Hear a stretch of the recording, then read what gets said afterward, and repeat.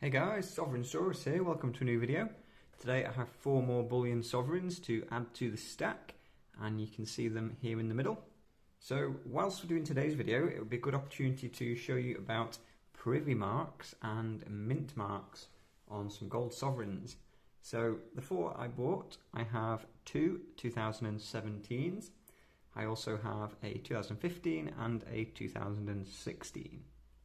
So here we have a little bit of a close-up for you, and yeah, just bullion sovereigns. The 2015 over here, 2016 over here, nothing particularly special about those.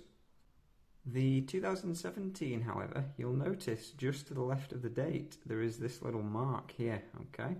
So these are Privy Marks. They're different to Mintmarks, as I'll show you here in a moment.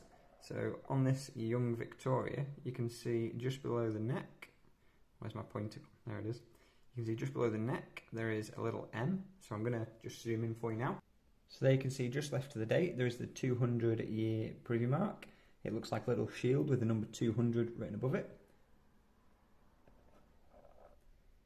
If I slide across this 2015, you'll see it isn't there. So you've got the engraver's initials on the right hand side there. Benedetto Pastrucci, sorry, and same again on here, but you've just got that addition of the Privy Mark on the 2017. So some other coins do have Privy Marks. You sometimes see them on the edge of the coin.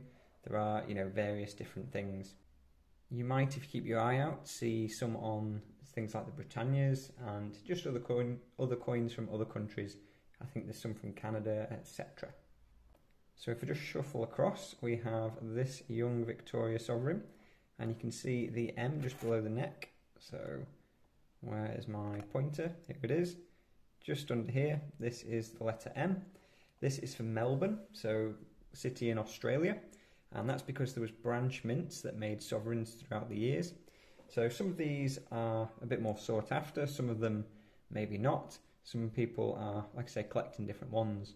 Some other mint marks you can look for, you've got obviously the I for India, you've got SA for South Africa, S for Sydney, Perth, which is a P, and I think it's a O for Ottawa in Canada.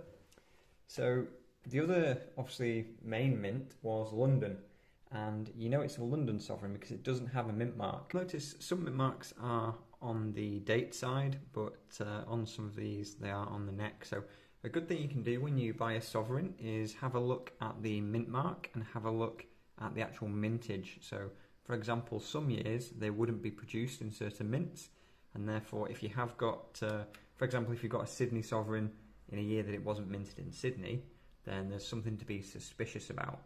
Also, consider not just the mintage, but you can do a little bit of research on certain dates sometimes, and certain dates just aren't around, or they're not very common despite having certain mintages. So always just worth being wary and having a little look around, because like I say, some people in the past they've basically forged sovereigns and they've made them with the correct gold content, because certain sovereigns obviously have a larger premium due to certain years, for example. So if we changed a 2016 into a 2017, then we would have still the genuine amount of gold, but we might get an extra tenner for it, Not something we're really going to do, but just for the example. And next you can see obviously various colours of sovereigns through this little arc I've made,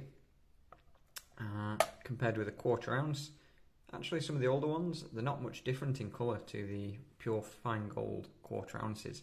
So even though they are still 22 carat, they're still that beautiful colour, compared to, the slightly coppery looking more recent years, and even those pink things that they're bringing out now. So I'm going to go ahead and put the 2017s in capsules. The rest, not too worried. You'll notice also actually that I have got a few various different dates here.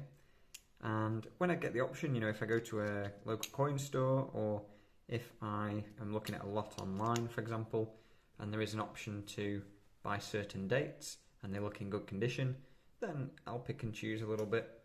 I would prefer older coins to newer coins generally, but the other thing as well, I'm kind of started on a date run. If there's a date I haven't got, I will choose that over a date that I have got if condition is the same and obviously if price is the same. So I am still buying, your random best value sovereigns, but some dealers, they will just have a picture of them all laid out, and you can say, oh, I'll take those dates, like I did with these 4 that I picked up today. So the young head there, not a new coin to me, it's been in the stack for a little while now, and just wanted to use that for the example. So that is a little bit about Mintmarks and Privy Marks. You're unlikely to find them in, your best value kind of bullion sovereigns, but sometimes you do. Some dealers maybe don't care that much. And in terms of, like I say, the value, it's still a bullion sovereign, but you might get a little tickle more. So I hope you enjoyed the video, and those 4 sovereigns take us up to 80 overall. So we're getting close to 100, and hopefully you'd like to follow along and see us get there. Thank you very much for watching, and we will see you soon.